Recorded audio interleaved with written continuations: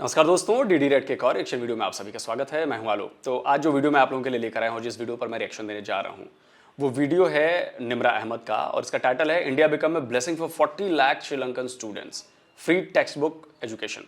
तो चलिए भाई देखते हैं कि इस पर पाकिस्तान की जनता क्या कहती है। बेसिकली दरअसल अभी हुआ क्या है कि मदद के तौर पर इंडिया ने श्रीलंका के स्टूडेंट्स के लिए किताबों को छाप कर भेजा है। मतलब वहाँ पे प्रॉब्लम आ रही है, पैसे नहीं है, प्रिंटिंग नहीं हो पा रही किताबों की, तो वहाँ पर लाखों, जैसे कि बता रहे हैं 40 लाख से ज़्यादा जो श्रीलंका के स्टूडेंट्स थे, उनका भविष्य जो है वो अंधकार में था क्योंकि बुक्स नहीं थी। तो इंडिया ने मदद के तौर पर बुक्स को छाप कर यहाँ से भेजा है। तो जाहिर सी बात है कि बहुत बड़ी मदद है। तो चलिए इस पर पाकिस्तान की जनता क्या कहती है, आइए देखते हैं। बात करने वाले हैं श्रीलंका और भारत से रिलेटेड। भारत ने श्रीलंका को मद्देनजर रखते हुए, श्रीलंका के हालात को मद्देनजर रखते हुए, श्रीलंका के डिफॉल्टर इकोनॉमी को मद्देनजर रखते हुए बार बार उनकी इमदाद की है, बार बार वहां फंडिंग की है। अब जो एक न्यूज सामने आ रही है वो ये सामने आ रही है कि 8,000 करोड़ का बजट नाफिज किया है भारत ने श्रीलंका में। 40 लाख श्रीलंकन बच्चे इस वक्त भारत की वजह से स्कूल जा पा रहे हैं, इस वक्त भारत की वजह से किताबें पढ़ पा रहे हैं, इस वक्त भारत की वजह से किताबें छपवा पा रहे हैं। तो इसी बारे में पाकिस्तानी अवाम से उनकी राय लेने वाले हैं कि इतना भारी भरकम बजट जो श्रीलंका के लिए नाफिज किया गया है, फिर अफगानिस्तान के लिए भी बजट नाफिज किया गया था, उसमें अगर पाकिस्तान की बात की जाए तो पाकिस्तान इस वक्त जिन हालात में है कि अब पाकिस्तान को भी भारत से मदद ले लेनी चाहिए या नहीं लेनी चाहिए। और जिस तरीके से हम देखते हैं कि दिन ब दिन क्राइसिस हिट कंट्रीज की मदद कर रहा है भारत, बढ़ते दिनों के साथ न्यूज और बढ़ती जा रही हैं। तो क्या वजूहात है इसके पीछे कि भारत इतना जो स्टेबल है, आने वाले वक्त में और कहां पहुंचने वाला भारत, आए जानते हैं लोगों से। तब तक के लिए मेरे साथ रहें। भारत के बारे में ये कहना चाहेंगे, हमारा पड़ोसी मुल्क है, अच्छे काम कर रहे हैं, वो भी अच्छे, उनके वजीर आजम के अच्छे प्रोटोकॉल वो दे रहे हैं लोगों को। ठीक है, हम ये हमारे भी मुल्क में बहुत अच्छा होना चाहिए। ठीक है, हमारे मुल्क में भी सरकारी स्कूल है, लोगों को किताबें फ्री मिल रही हैं, फीसें वगैरह फ्री देते हैं उनको, बल्कि उनको पढ़ने के लिए बाकायदा पैसे दिए जाते हैं, वाउचर दिया जाता है उनको। लेकिन ये है कि जो वो पढ़ने के लिए वाउचर दिया जाता है, यानी जो स्कूल में बच्चे पढ़ते हैं ना, उनको बाकायदा उनको मंथली फीस देते हैं, उनको क्या कहते हैं 900,000 रुपए मंथली उनको मिलता है स्कूलों में बच्चों को, जो जो उनके नहीं है करने वाले कौन से स्कूल में यहाँ पर बच्चों को मंथली 1,000 रुपया या 900 रुपया दिया जाता है या वाउचर दिए जाते हैं? सरकारी स्कूलों में। सरकारी स्कूल में ऐसा कोई रवाज नहीं है। कोई एक स्कूल का नाम मुझे बता दे जहाँ पर इतनी फैसिलिटीज बच्चों को दी जाए। मैंने देखा है। कौन सा स्कूल? ये गुरुद्वारा स्कूल है रामगढ़ बाजार में, मैंने वहाँ पे 2-3 बच्चों को देखा। गुरुद्वारा स्कूल रामगढ़ बाजार में, उसका ओनर कौन है? उसका ओनर सरकारी है ना, हमारे पंजाब में आता है हमारा। सर, मेरे मानने में ये बात नहीं आती कि अगर कोई सरकारी इदारा हो कि तो फिर इस तरह से सारे बच्चों का रुझान सरकारी स्कूलों की तरफ ना जाए। अगर इतनी वहाँ पर फैसिलिटीज दी जा रही है, सरकारी स्कूलों का आलम तो आपने भी देखा होगा कि यहाँ पर किताबें तो दी जाती है। मुझे लग रहा है कि शायद ये स्कॉलरशिप की बात कर रहे हैं कि जो कुछ 2-4 बच्चे होते हैं जिन्हें स्कॉलरशिप मिलती है, वो सरकारी स्कूल में हमारे यहाँ भी मिलती है स्कॉलरशिप। ऐसे प्रोग्राम चलाए जाते हैं जिनमें बच्चे जाते हैं, उनकी काबिलियत देखी जाती है, तो उनको स्कॉलरशिप दी जाती है। तो शायद ये भाई साहब उसकी बात कर रहे हैं, तो शायद थोड़ी सी गलतफहमी हो गई है, मुझे लग रहा है। लेकिन टीचर बहुत मुश्किल से आते हैं। टीचर बहुत मुश्किल से आते हैं। टीचर अपना जो सा वो देते नहीं है, अपना बेस्ट नहीं देते टीचर। और स्टूडेंट जो उनसे होते हैं वो अपना प्राइवेट स्टूडेंट वो दे के पढ़ के अपना पेपर वगैरह देते हैं। मैं खुद मैट्रिक तक वहाँ पढ़ा हूँ। अच्छा। ठीक है, मैं भी सरकारी स्कूलों में पढ़ा हूँ। लेकिन ये है कि सरकारी में और प्राइवेट में बहुत फर्क है। तवज्जो सरकारी में ज्यादा होती है और प्राइवेट में कम होती है। लेकिन ये में तवज्जो किस चीज में ज्यादा होती है? सरकारी में तवज्जो इस चीज की ज्यादा होती है क्योंकि आपने वहाँ फीस देने, उनके माँ बाप ने उनको बोलना है। और सरकारी में जाएंगे आपको, सरकारी में सर जो उनसे होंगे वो आपको उल्टा मजीद आपके बच्चों के बारे में यहाँ पर स्कूल्स में टीचर्स आते हैं? सरकारी में समझ लें कि 50% तो आते हैं, 50% नहीं आते हैं। अगर सरकारी स्कूलों में बच्चे जाते तो बच्चों का आज नाम ना होता पाकिस्तान में भी। आपको पता है कि ज्यादातर जो बच्चे हैं पाकिस्तान के वो सरकारी स्कूलों में ही पढ़ती हैं, क्योंकि हमारी आवाम जो है वो इतना ज्यादा इस वक्त अफोर्ड नहीं कर पा रही है। प्राइवेट स्कूलों में तो एलीट क्लास के बच्चे जाते हैं। असल में ना देखें, हमारे जैसे मिडिल क्लास जो है ना, वो सरकारी स्कूलों में जाएंगे। जो हैं हाई सोसाइटी लोग हैं वो अपने बच्चों को प्राइवेट ही पढ़ाएंगे। ठीक है, जिनकी जेब गवारा करती है वो करेंगे। अब जिन्होंने बच्चों को देना, उन्होंने कहना कि बच्चों को लिखना पढ़ना तो आना चाहिए ना। अब वो नहीं अच्छी पढ़ाई दे सकते बच्चों को, तो वो ये सरकारी स्कूलों में भेजेंगे बच्चों को। सरकारी स्कूलों में भेजेंगे, चलो इतना तो हो जाए, मेरा बच्चा काबिल हो जाएगा, अपना नाम तो लिख सके। भारत की बात की जाए तो क्या कहेंगे? भारत की बात की जाए तो भारत तो समझ लो कि सिर्फ तमाशा ही है, वो तमाशाई मुल्क है वो, समझ लो कि हमारे से आगे जरूर है, वो हमारे से आगे जरूर है, लेकिन वो तमाशे में बहुत ज्यादा है। तमाशाई। नाच गाना इन सब चीजों में बहुत है, हमारे इस माहौल में फिर भी बहुत बेहतर है।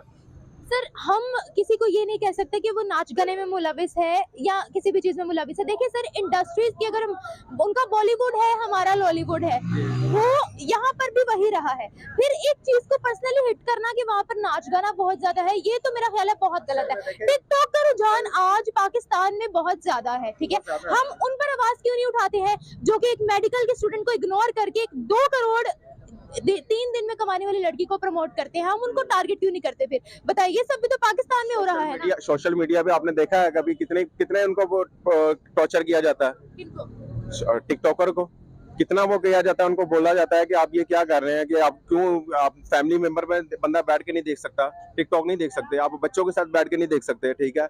और आप सबसे बड़ी बात है कि टिकटॉक पहले तो होना ही नहीं चाहिए ना, खत्म हो जाना चाहिए ये, या हो तो यार उसमें आपके दीनी इस्लामी बातें हों तो पता भी चले, आप अपने बच्चों को कोई दीनी तालीम दे सकें आप, ठीक है। नाच गाने का हमारा कल्चर नहीं है, हमारा कल्चर है इस्लाम, हमें मुसलमान ममालिक है, हमारा कल्चर है इस्लाम, हमें इस्लाम को प्रमोट करना चाहिए। नाच गाने का कल्चर नहीं है आपका? आपको अंदाज़ा नहीं है कि पाकिस्तान में नाच गाने का कैसा कल्चर है। वो इतना अश्लील, इतना फूहड़ है कि मैं उसकी तस्वीर तक नहीं दिखा सकता। आपके यहाँ नाच गाने का ऐसा कल्चर है सर, और अगर मैं झूठ बोल रहा हूँ तो आप जाइए, सर्च करिए, तब आपको पता चलेगा जो थिएटर्स होते हैं आपके यहाँ, जो बाकी चीज़ें होती हैं। मैं नहीं कह रहा कि हमारे यहाँ नहीं होता, हमारे यहाँ भी होता है, लेकिन आप ये डिनाई कर रहे हैं ना कि हमारे यहाँ नहीं है, ऐसा नहीं है, नाच गाने का कल्चर नहीं है। सर आपके यहाँ बहुत ज़्यादा भयंकर वाला अश्लील कल्चर है आपके यहाँ नाच गाने का। और आप होते कौन है दूसरे को आपके मुताबिक चलने के लिए कहने वाले? क्या निम्रा वहां खड़ी है, आप क्या निम्रा को कहेंगे कि भाई आप हिजाब क्यों नहीं पहना है, आपने अपने बाल क्यों खोले रखे हैं, आप दिन के हिसाब से नहीं चल रही हैं? आप कह के दिखाओ जरा, कहो ना।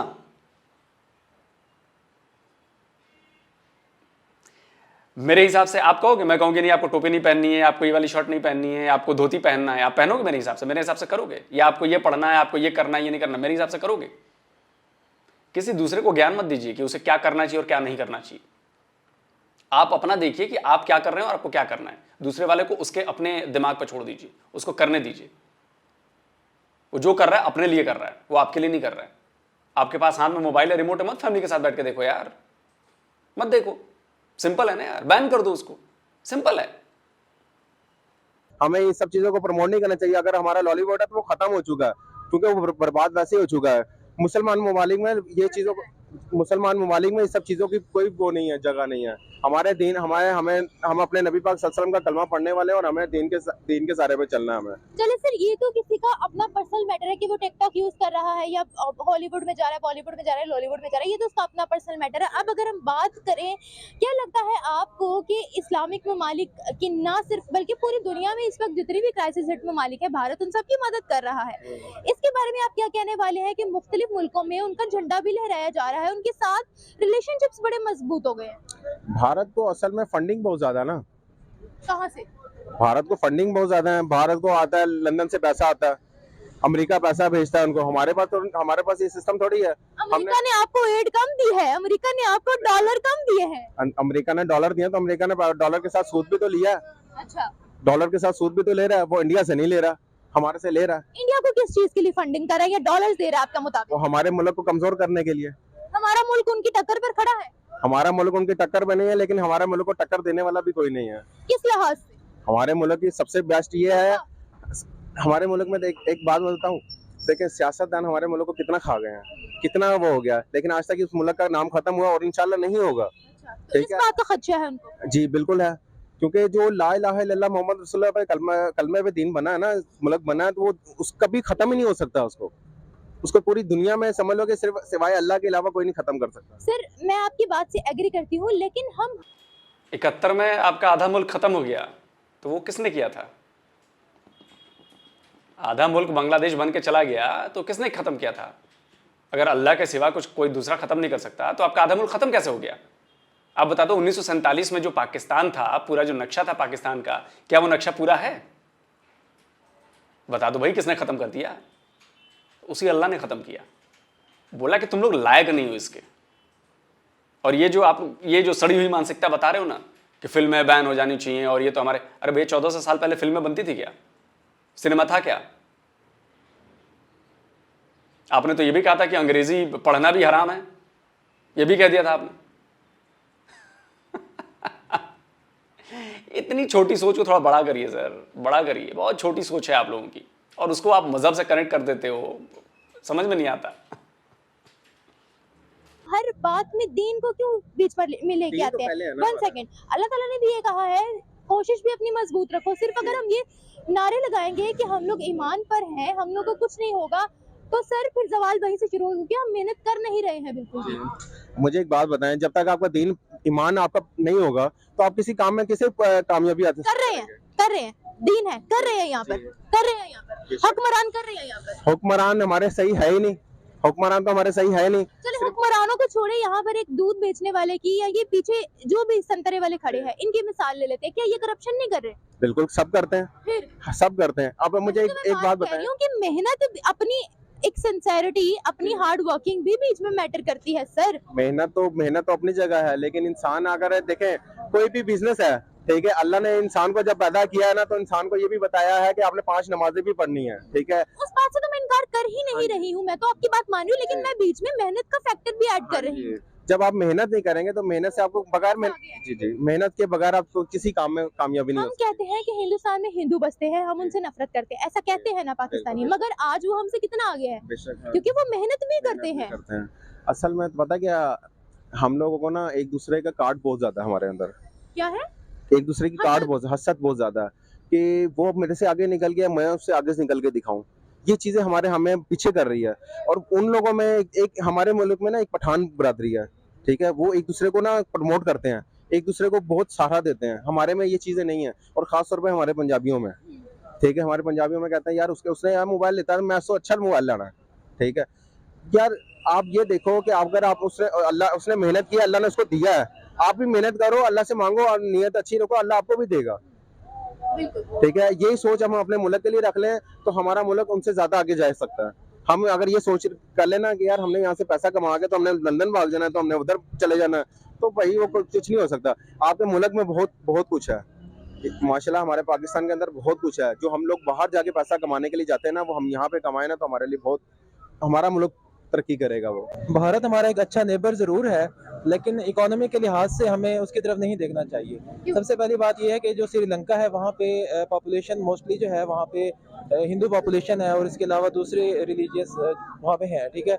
अगर आप इंडिया के वैसे हालात देखें तो वहाँ पे मुस्लिम्स को जो है बीजेपी वाले जो है वो इतना अच्छा ट्रीट नहीं करते, ठीक है। लेकिन बात यह है कि हमें इकोनॉमी के लिए पाकिस्तान तो 75 ईयर्स से जो है ना, जब से ये पाकिस्तान बना है तब से हम लोग हमेशा देखे अपने दोस्त ममालिक की तरफ देखते हैं, कभी तुर्की की तरफ देखते हैं, कभी सऊदीया की तरफ देखते हैं, कभी अमेरिका की तरफ। अगर हमें खुद अपना इंडिपेंडेंट होना है इकोनॉमी के अंदर तो हमें अपनी लोकल जो हमारी यहाँ की इंडस्ट्री है उसको प्रमोट करना चाहिए। बोला है भारत में मुसलमानों को अच्छे तरीके से ट्रीट नहीं किया जा रहा है, ये आप कश्मीर को टारगेट कर रहे हैं या ओवरऑल इंडिया को टारगेट कर रहे हैं? देखिए वैसे तो पॉपुलेशन वहाँ की जो है नॉर्मल पॉपुलेशन हमारी तरह ही है, वो हमें लाइक करते हैं, हम उन्हें लाइक करते हैं, उनकी इंडस्ट्री यहाँ चलती है, हम उनकी इंडस्ट्री देखते हैं। लेकिन जो ये ख्याल है कि हमें इंडिया की से हेल्प लेनी चाहिए, तो मेरा ख्याल है कि ये ख्याल अच्छा नहीं है। सर अगर हम मुसलमानों की वहाँ पर बात करते हैं तो वो हमसे बड़े ओहदों पर हैं, हमसे वेल एजुकेटेड है, वेल सेटल्ड है वहाँ के। और रिसेंटली मैं कश्मीर का भी विजिट करके आई हूँ, तो सर हमारे कश्मीर की जो हालत है ना, वो हमारे खिलाफ नारे लगा रहे हैं। हाँ जी बिल्कुल, ये बात आपकी ठीक है। बेसिकली ये जितनी भी यहाँ पे एक डिफरेंस क्रिएट किया गया पॉपुलेशन का, तो आपस में जो भी ओपिनियन का डिफरेंस है वो ये है कि वहाँ की पॉलिटिकल एलीट और यहाँ की पॉलिटिकल एलीट इस चीज़ को ज़्यादा उसको पॉइंट आउट करते हैं, ठीक है। वैसे पॉपुलेशन वहाँ की सेम है, यहाँ के लोग और वहाँ के लोग एक दूसरे से मिलते जुलते हैं और वहाँ के मुसलमान ज़्यादा अच्छी कंडीशन में भी हैं। भारत क्यों मदद कर रहा है world wide crisis hit countries की?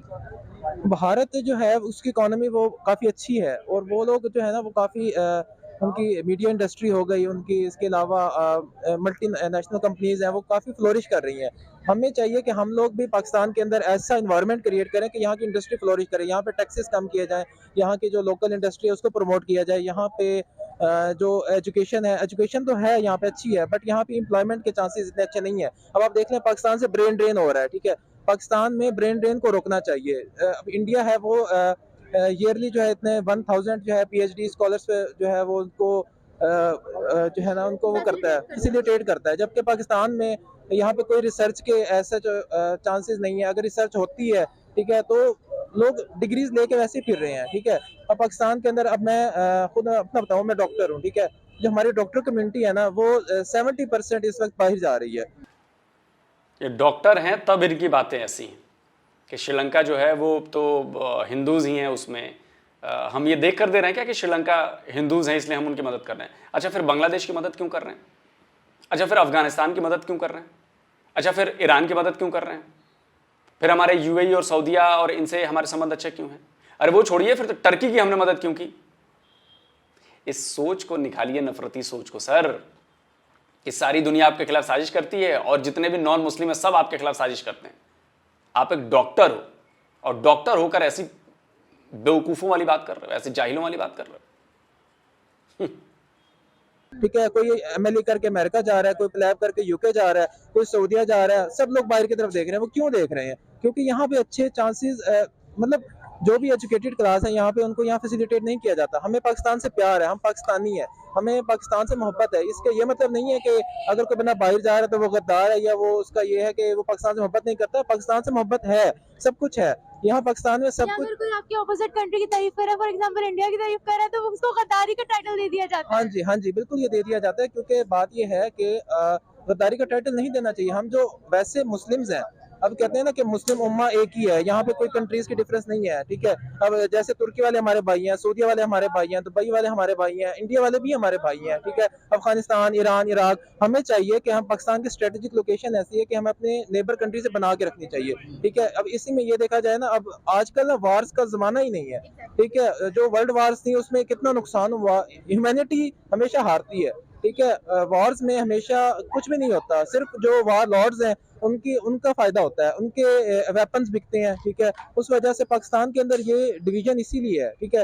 अब पाकिस्तान में आप देख लें, ठीक है, पश्तून्स हो गए, बलोची हो गए, पंजाबी हो गए, ये डिवीजन क्यों है? हम लोग एज अ नेशन क्यों नहीं रहते, ठीक है।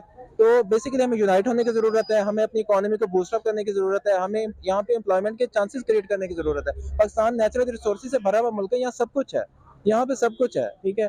तो 4 मौसम वाली बात भी कह देते तो मुकम्मल हो जाती बात। 4 मौसम भी हैं, सिर्फ पाकिस्तान के पास ही 4 मौसम हैं। जियो लोकेशन ऐसी है पाकिस्तान की कि ओ हो ज़बरदस्त, हमारे बिना तो किसी दुनिया में किसी का काम ही नहीं चलेगा। अरे कब तक खाते रहेंगे सर ये चूरन? अरे इतनी अच्छी जियो लोकेशन है, उसका फ़ायदा क्या हुआ है 75 ईयर्स में?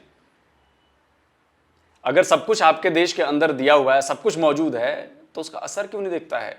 आटे के लिए क्यों तरस रहे हैं आप? नहीं वो तो जी हुकूमत जो कर रहे हैं उनकी गलती है। अच्छा, नौकरियां क्यों नहीं मिली? नहीं जी वो तो हुकूमत जो कर रहे हैं उनकी गलती है। अच्छा, फैक्ट्रीज क्यों नहीं है? जो हुकूमत कर रहे हैं उनकी गलती है। अच्छा, इतनी बेईमानी क्यों नहीं? जो वो हुकूमत कर रहे हैं उनकी गलती है।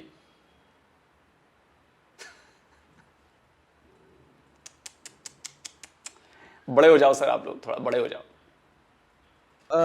मैं तो यही कहूँगा कि हमें एज अ नेबर सबके साथ अच्छा रहना चाहिए, उनके साथ फ्री ट्रेड होनी चाहिए हमारी इंडिया के साथ, ठीक है। और उस ट्रेड में हमारा भी फायदा है, उनका भी फायदा है, और इस तरह आपस में एक हार्मनी पे क्रिएट होगी, और कश्मीर इशू को भी रिजॉल्व होना चाहिए। Bharat first largest super power भी बन सकता है, जितनी ज्यादा तेजी से वो आगे बढ़ रहा है ना, जितने अच्छे उसके रिलेशंस हो रहे हैं बाकी मुल्कों के साथ, और जितनी वो बारीक बीनी से काम कर रहा है, यानी वो बहुत ही ना, वो जिसे कहते हैं कि एक स्ट्रेटजी के थ्रू आगे जा रहा है, एक कोई मेथोडोलॉजी है जिसपे वो, जिसको मद्देनजर रख के वो काम कर रहा है, वो बिला वजह काम नहीं कर रहा। तो जब आप इतनी स्ट्रेटजी से काम कर रहे हो तो ना, तो आप बहुत जल्दी ऊपर जाते हो, जो कि हम देख रहे हैं वो बहुत जल्दी ऊपर जा रहा है। तो आने वाले वक्त में भारत जो है ना, वो सुपर पावर को टक्कर देगा, वो अमेरिका को टक्कर दे सकता है। पाकिस्तान की बात की जाए तो आप क्या क्या कहना चाहेंगे? पाकिस्तान के जो दोस्त ममालिक भी थे, चीन भी थे, उसके साथ भी अनबन थी पिछले दिनों में। सऊदीया की बात की जाए तो सऊदीया ने भी लोन देने पर कुछ पाबंदी आयद कर दी थी। दुबई की बात की जाए तो 5000 दिरहम की वो भी हम पर रिस्ट्रिक्शन लगाई गई। क्या समझती हैं आप, पाकिस्तान को टारगेट क्यों किया जा रहा है, या फिर पाकिस्तान के अपने हालात ही ऐसे हैं कि आज कोई समझता ही नहीं है कि अगर हम पाकिस्तान की मदद भी करते तो हमें आगे से कोई प्रॉफिट होगी या हमें लोन की वापसी होगी? देखिए, पाकिस्तान की इसमें अपनी गलती है ना। पाकिस्तान में सबसे बड़ी वजह सियासी अदम इस्तेहकाम है। यहाँ पर सियासी अदम इस्तेहकाम इतना ज्यादा है, सियासतदान आपस में रियासत के बजाय सियासत को तरजीह दे रहे हैं। ठीक है। तो जब सियासी अदम इस्तेहकाम इतना ज्यादा होगा तो आप पे कोई मुल्क जो है वो किसी तरह से रिलाई नहीं करेगा, मुल्कों को कॉन्फिडेंस ही नहीं हो रहा ना। आपके ज़र मुबल्ला के ज़खायर कम हो रहे हैं, रुपए की कदर गिरती जा रही है, डॉलर की परवान का सिलसिला जारी है, रुपए जो है वो तनज़्ज़ुली का शिकार हो रहा है। अब सियासी अदम इस्तेहकाम इतना ज्यादा है कि आपको पता ही नहीं है कि अभी किसकी गवर्नमेंट है और कुछ टाइम बाद किसकी गवर्नमेंट होगी। गवर्नमेंट पे आपस में जो मखलूत हुकूमत है उनका आपस में इत्तेहाद खत्म हो रहा है। जो दूसरी अपोजिशन है उसे सिवाय लड़ने मरने की और कोई बात नहीं सूझ रही। तो जब इतनी सारी खिचड़ी पक चुकी है, इतनी ज्यादा हलचल है, इतना ज्यादा सियासी अदम इस्तेहकाम है, ऐसे में कोई भी मुल्क आप पे कभी भी रिलाई नहीं करेगा। वो आप उन मुल्कों का कॉन्फिडेंस जीत ही नहीं पा रहे हैं। जब तक आप कॉन्फिडेंस नहीं जीतेंगे, इतना ज्यादा अदम इस्तेहकाम होगा, इंस्टेबिलिटी होगी हर शोबे में, सबसे बड़ी बात सियासत में, तो कभी भी जो दोस्त ममालिक हैं वो आप पे रिलाई नहीं करेंगे। वो कहेंगे इनके तो आपस में नहीं बन रही है, हमारे साथ क्या बनाएंगे।